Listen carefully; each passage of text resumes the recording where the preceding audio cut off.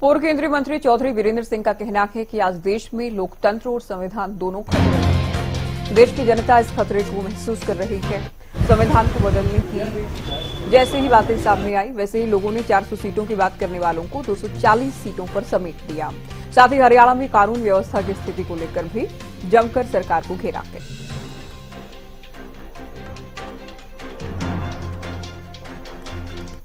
Agency के बाद ये भी बात आई थी कि सक्रियता, सरकारी सक्रियता बहुत बढ़ी है।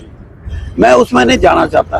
मैं एक बात साफ करना चाहता हूं कि वो 50 साल पुरानी घटना है। आज ये देश इस किस्म की कि हम किसी ना किसी बहाने से इस देश के प्रजातंत्र को कमजोर करने की कोई अगर शुरुआत होगी तो वो लोगों ने भांप ली, और लोगों ने यहाँ तक नहीं भांपी, लोगों ने तो यहाँ तक भांप ली।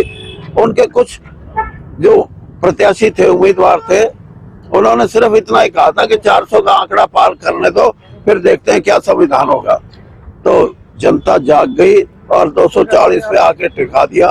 बीजेपी किस हद तक कानून व्यवस्था में नाकाम रही है, गुंडा एलिमेंट किस तरीके से यहाँ अपनी जड़ क्योंकि मैं ये बात इसलिए कह रहा हूँ कि जो जिसको ऑर्गेनाइज क्राइम बोलते हैं ना, वो पहली बार हरियाणा में आपको कहीं ना कहीं दिखाई देगा। चाहे वो गुड़गांव है, चाहे वो यमुनानगर है, चाहे वो पानीपत है, चाहे वो सोनीपत है, चाहे रोहतक है और चाहे जींद है।